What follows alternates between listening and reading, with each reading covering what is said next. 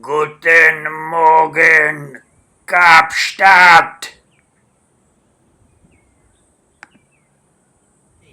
For a moment, allow me to go completely bonkers. Let's pretend that we are in the courtroom. And this is me in the courtroom, and that's the best I could do. And let's pretend that this is the judge in the courtroom. Now, the dude in the courtroom is pleading innocence. My honor, what? Oh, sorry, Your Honor, I didn't know. I wasn't supposed to kill my neighbor.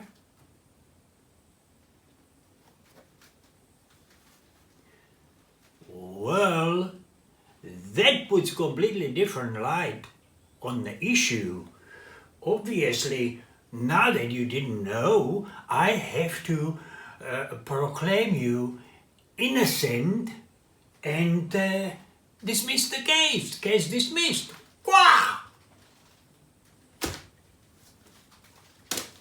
Now, wouldn't that be completely and utterly stupid? Well, frigging, of course it would.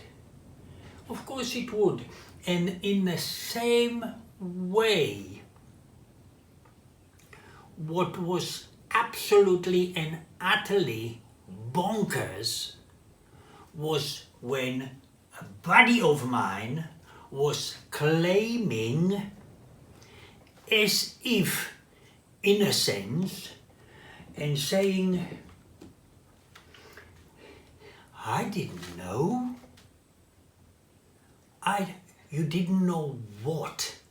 You didn't know that you're not supposed to look like this? You didn't know that being 50, 75, 100 kilos overweight is no good? You didn't know? Please, Judge, cut me some slack. Oh, yeah? Yeah, they did cut him some, but not slack. They did cut him. They did cut his gut open after about 10 years of complaining and going through all kind of specialists, and none of them could really tell what's happening inside there, and none of them would advise him, China, you 50, 75, 100 kilos overweight, lose that frigging gut and let's see what will happen then. So they did cut him, not slack, but cut him, and guess what they found inside? This. Not the plastic, not the loaf of bread, but the size of this. They did find this size of tumor inside his cavity. Imagine what that must have been doing to his organs. Imagine what that must have been doing to every single one of his organs. Imagine me having this inside of me somewhere. Where? Which way? What is it gonna push against? Where is the pain? Where is the discomfort going to be coming from when this size of boulder, an absolute boulder, is within him? What the hell is it gonna do mechanistically to his body? Never mind hormonally, never mind enzymatically, but but just mechanistically, what is it gonna do every single day to talk to him and as if indicating to him that he should do something about it? What did finally bring him to the point where he has decided to do something about it? He said, Marosh, that one particular morning when I went to the throne room, and at the end of the exercise, I had to wipe my ass. And no matter what I did, no matter which way I leaned, backwards, thiswards, standing up, no, I couldn't squat. I cannot squat for the life of me. When I go to the toilet, every single time I'm kind of fearful, is it gonna give in under me? Because every time I'm dropping, this is, mind you, that's not me, it's him talking. Every time I'm dropping onto the toilet, I don't just kind of slowly sit down. No, the second I am 10 degrees inwards, I just drop down. My knees just cannot hold the weight. I just kapow onto that toilet seat, and every single time I'm fearful of that frigging china, porcelain, whatever it's made from, just completely shuddering underneath me, and I end up on the floor. So no, I couldn't go into the squat to try to, sorry for saying it, wipe my ass again, repeating it, and I'm not enjoying it, but that's exactly what it was, what was happening with him, and that is what finally made him visit different type of specialists. And he said, guys, that's it, you got to find out what's cooking inside. Now, why the hell did he let it go that far? All right, now coming back to me. After 3 weeks holiday, we are on the way back home. Now it took us 8-hour drive. 8-hour drive, it's about 6 hours of driving and 1 or 2 hours of sitting down, relaxing, enjoying a cup of coffee. But the whole way I had to look for ways and means to relieve my stomach pressure. To begin with, I would relax my belt, undo the belt. 1 or 2 hours down the line, I had to undo the top button on my jeans. Further down the line, I would then had to lean my backrest. 5 days of being at home and consuming strictly carnivorous diet, nourishing myself strictly by carnivorous rules, I could already go and buy myself new pair of jeans, size 34. Now I haven't been size 34 for probably good 20, 30 years. I don't. Why is it that I now manage to go down to 34 and bring the belt further in? Is it because I have lost muscle? Is it because I have lost fat? No, because when I hop onto the scale, I weigh exactly same what I now weigh for past, I would say, year and a half, just about 2 years. 73,456.7 kilos. Double it up and that's your pounds. What I have lost is the bloat within my intestinal cavity. Now this here is a bottle of wine, obviously everybody knows that, and you can, nowadays they just got these screw-on tops, or some of the farms still produce ones with corks in there, and once they plug the cork in, that's it. It can sit on the shelf for who knows how many years. But if it's the bottle of sparkling wine, bubbly, champagne, that cannot just be with the cork in and on the shelf.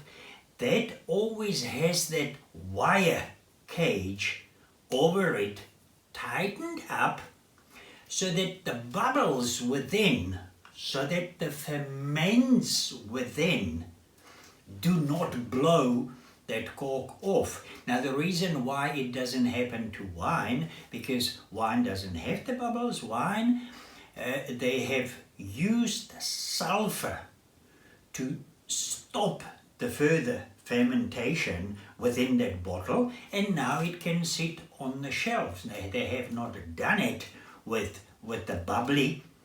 That carries on fermenting, because obviously when you open it, you want to have those bubbles, you want that ferment in there. Now, irrespective, or at least what I think, irrespective how long has anybody been carnivore, like I've been carnivore now for 2 years. And with the ingestion of whatever carbohydrates were, being it vegetables, seeds, pulses, mind you, I hardly do any of it at any given time, but I did on the holiday. And within a couple of days,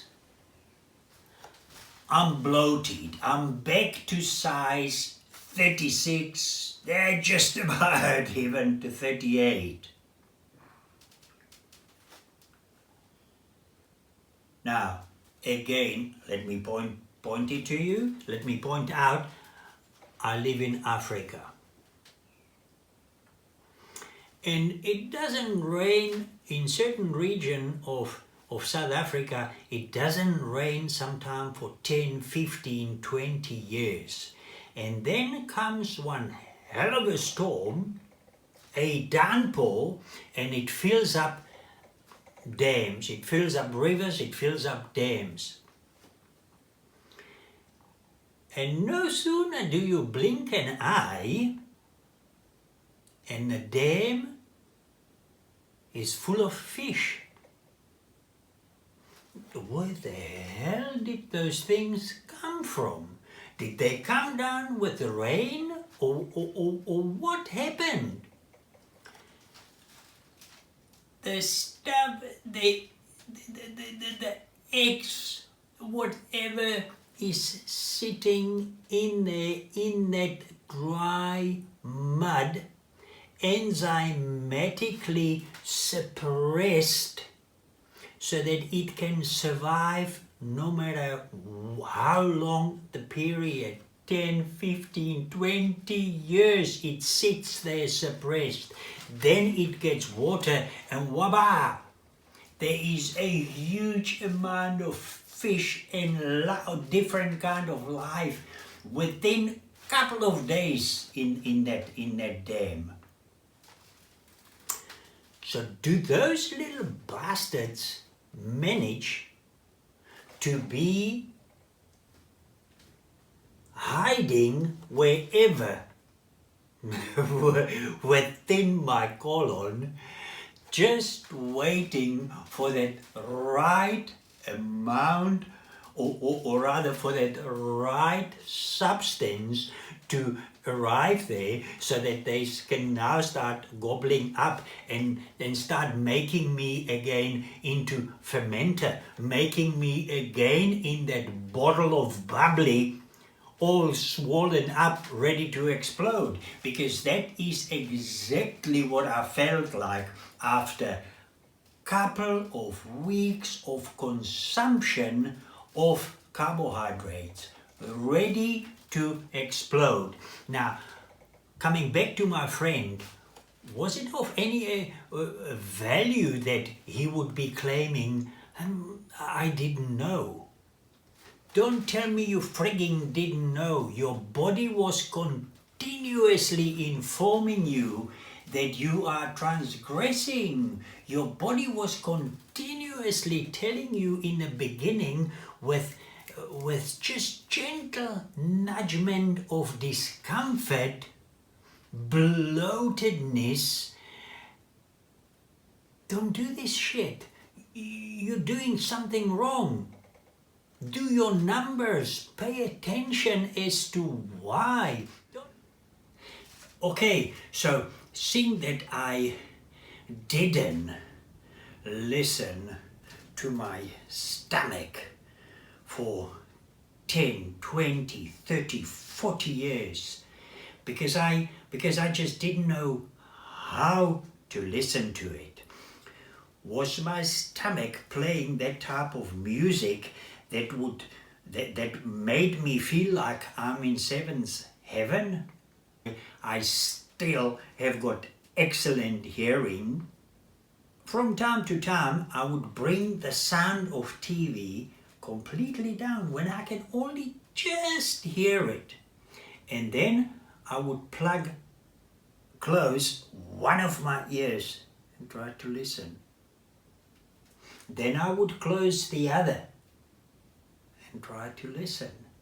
And if one of my ears is not perceiving, is not receiving the sound, then I know there is something that needs to be done. I think a doc did it for me once or twice, that he tried to syringe my ear because he says, whoa, there's just too much wax in your ear, we have to syringe it. Was I happy about it, that I was a heavy waxer? Yes, I'm very happy about it. I'm still very happy about it, because that stuff is antibacterial, antimicrobial, anti-whatever. You need it there to kill those incoming bastards. I will do the same with my nasal cavity. I will make sure that I check whether my nose is tender to the touch.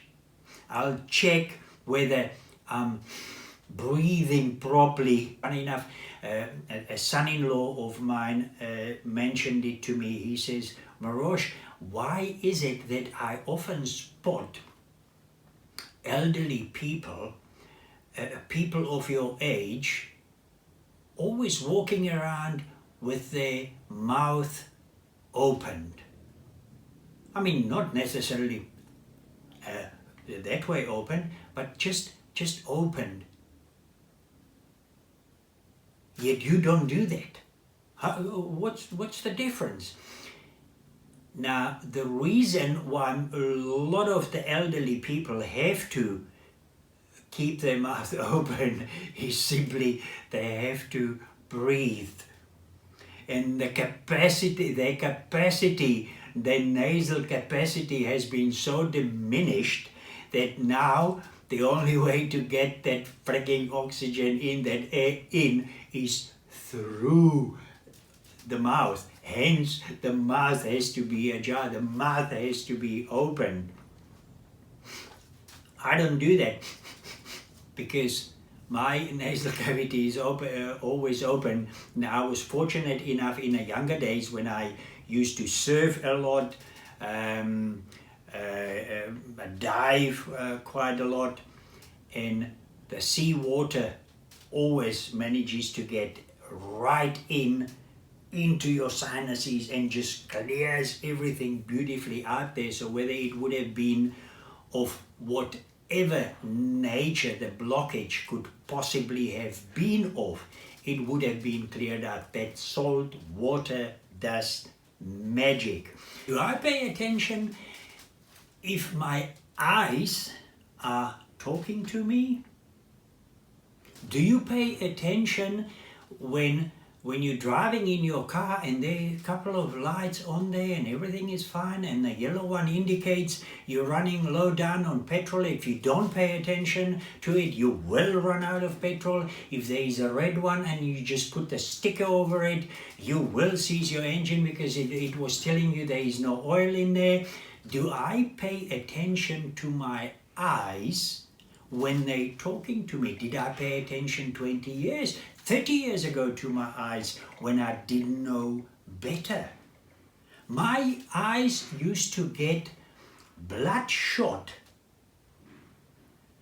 2-3 times a month. Painfully bloodshot. Did I know what to do about it? Did any of the eye specialists advise me what to do about it? They frigging wanted to give me everything, every kind of advice that would have cost me thousands of rands to do this, that or the other, and I still know that would not have been a help. Rather than just telling me, you're transgressing. Did they know? Maybe they did. Or maybe they didn't. But no, I did not get that advice. Liver talks to you through your eyes. If your eyes are bloodshot, the liver is complaining. If your eyes in the morning are full of crust and you can hardly open them, the liver is talking to you. If your eyes during the day are sandy and you have to keep on flickering all day long, your liver is talking to you. These are the windows to your liver. As I said, yeah, your kidneys are talking to you. Yeah, your liver is talking to you. Don't take my words for it. Don't take my words for it. Check it out. Check a couple of references, whether it's Wikipedia, whether it's YouTube. Now, somebody might say, yo, carnivore, what kind of frigging diet, what kind of frigging regimen is that when you cannot even cope with a small piece of carbohydrate, a small piece of baking, where you cannot handle a banana before getting constipated, or as if constipated for 3 days? What kind of diet is it where you cannot handle a small piece of chocolate? Yeah, I can handle them. I did handle them, and then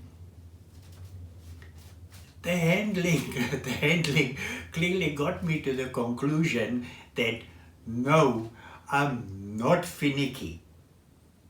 I'm not finicky at all. There's absolutely nothing wrong with the diet, and there's absolutely nothing wrong with me. Under normal dietary condition, under Western pyramid type of nourishment, you completely lose the ability to recognize and or tell what's good for you and what's not good for you. Every animal in the nature knows what is its appropriate diet. Human seems to be the only one confused. Human is the only one thinking that he can eat and consume everything there is on the planet. You know what other creature does that? A pig. A pig can absolutely consume anything you feed it. No, we're not like that. And I'm not finicky from that regard. What I am is I am somebody that through the carnivore nourishment, through the carnivore diet, I have managed to recover that which I have previously lost. I am now able to, within a couple of hours, within a couple of days, tell what's good for me and what's not.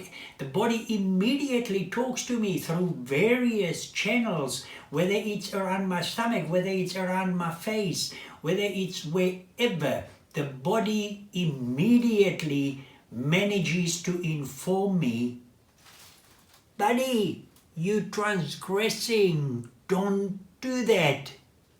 And then it's up to me either to do something about it or carry on ignoring it until it becomes serious, until the problems become chronic. And that's when the Western medical fraternity start giving it names. You start to be unwell from within your digestive tract. And then no matter what it is, it then develops into various illnesses, into various diseases. But at the beginning, you are only at dis-ease. In other words, you are only a little bit unwell. But you don't pay attention to it, or you don't know how to pay attention to it. It's no excuse. As I told you in the beginning, it carries no weight. I didn't know.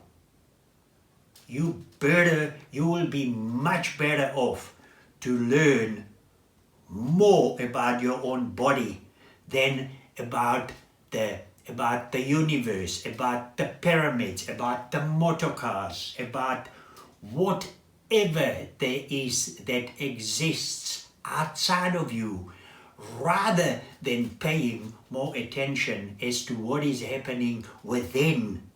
Paying attention when the indicators are only just beginning to budge, when the indicators are not all the way to the empty, when the petrol tank is completely empty and then you run out of fuel. No, pay attention when it's just going there, when it's just nudging you. Hey, you don't pay attention, you're gonna end up in trouble.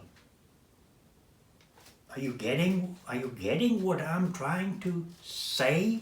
And pull back and receive that again, that ability to tell, the ability that was and always is yours, the ability to say, this stuff is no good for me, that stuff I'm not consuming anymore.